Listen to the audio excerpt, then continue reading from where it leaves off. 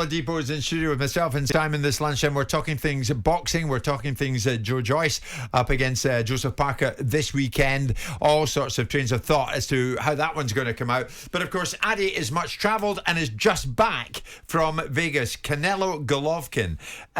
Ade, without being...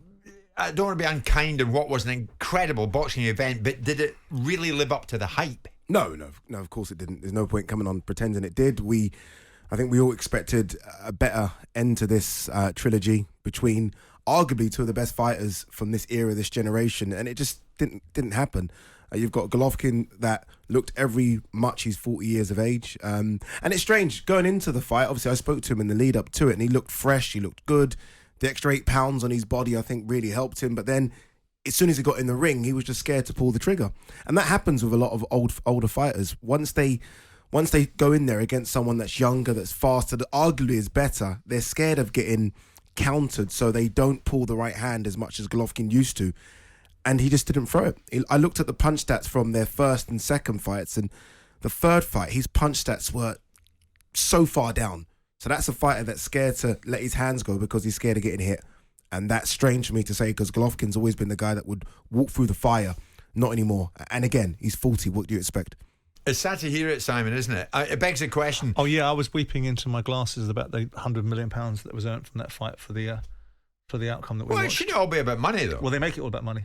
So it should be all they about money. don't. Triple G doesn't. No, Canelo. Listen, the bottom line is, I mean, and actually it didn't sell very well. If you look at the pay-per-views, it didn't sell very well in America. So whether Alvarez's star is diminishing is a different discussion. But the fight itself, you know, I can see why Golovkin took it because he was robbed in the second fight. Yeah. So with that in mind, he wanted to take the third fight. But there is, at that level, Canelo Alvarez is a dominant fighter and he's a significantly younger fighter than Genady Golovkin. So with that in mind, it was always a challenge. But you are looking at the tail end of him. And I don't want to see him continue because I don't think he needs to. I think his legacy is unbelievable. I think his talents were phenomenal. I think he can count himself incredibly unfairly treated in the fights he's had with Canelo Alvarez because it's arguable that in either one of those fights there could have been a different version. Yeah, I thought he won the first fight and I thought the second fight was super close as well. Yeah. And to kind of go on what you're saying, I agree with you. I want him to stop. I kind of did a rap show at the end with Danny Jacobs, former middleweight champion, and Sean Porter. And I was like, at 40, what is there to achieve? He earned $25 million from that fight, $25 million to kind of go to Simon's point about both of them earning a lot of money. He's a Hall of Famer. He's one of the best middleweights ever. And it's going to get to a stage now where people that couldn't lace his boots are going to beat him. Yeah. And I don't like seeing that because they wouldn't have been able to do anything with him 5-6 years ago. So, look, he said he's going to continue. He's still the unified champ at 160 pounds. Obviously, this fight was at 168. You got the likes of Chris Eubank calling them out now. Okay. And you know what Chris is like. He'll find that pen soon enough. This reluctance to stop, Ade, isn't it? This reluctance it is. That they have to stop. It is. And the worst thing for him is the scorecards. The scorecards were 115, 113 and 116, 112, which will suggest it was a close fight. It wasn't. I gave Golovkin maybe 2 rounds. And if the scorecards were read correctly, I think he would think, you know what, I'm way past it. Now, though, he's going to go home and he's going to think, you know what, we were close against the undisputed guy at 168 pounds, so let's continue. Yeah. What about Canelo? Does he fight Bivol again? That's what he wants. I think it's a bad move. Bivol's just too good, too young, too fresh, too big.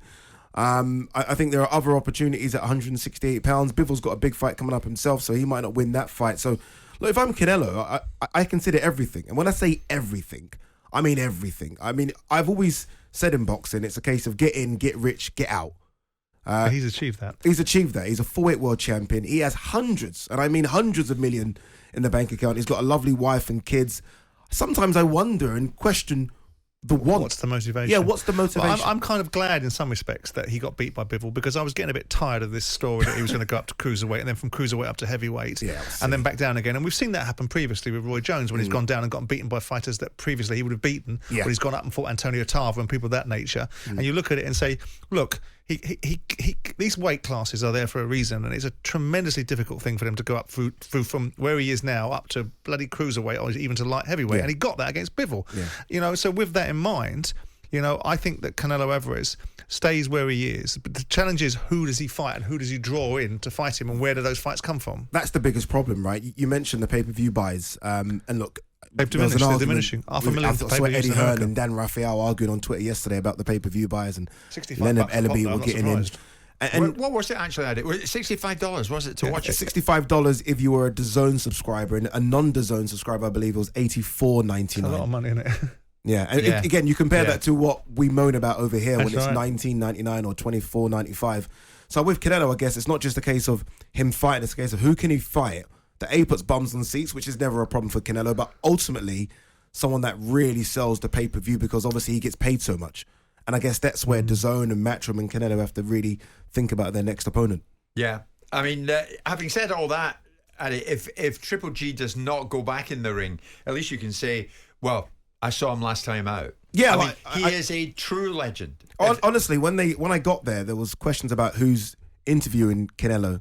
There's another sort of gentleman over in America that does what I do, and I was like, one second, now, if I'm coming from the UK, it's an 11-hour flight, I've got to interview GGG, and I've been a big fan of his for years. So to be able to even speak to him in the lead up to the fight was a treat. Honestly, it was almost a pinch me moment, because again, as Simon mentioned, he's one of the best middleweights we've seen for years, and he's always been that. And I think he's unlucky not to have had a victory over Canelo. So it was good to see him in the flesh, but it was a shame to see that version of him. Yes. I remember being ringside when he fought Kell Brook, and I know Kell Brook was coming up. And I was there that guy night.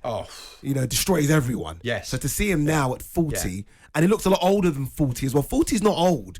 He looks at 50 in the ring. No disrespect to our 50-year-old listeners. Yeah. But he looks a lot older than I expected. But he is as humble as we're led to believe he is, isn't he? I mean, I could not get away with his humility. Where I met him at the old Upton Park, and he was shaking hands with everybody. He was a gem of a man, Genady Golovkin. Yeah, charming. He's a great guy, and I think that this is someone that success, and I mean success with regards to finances, came very late for him in his career. He didn't really start earning the big bucks until 33, 34, which is very, very late. So I think he accepts everything he's getting right now from the boxing world. And I wonder if that's why he wants to continue, because all the kind of accolades and the pats on the back came very, very late. But for me, with that defeat, and there's no shame in going out on a loss in boxing, I think that's the biggest problem with some boxers. They always want to go out on a W.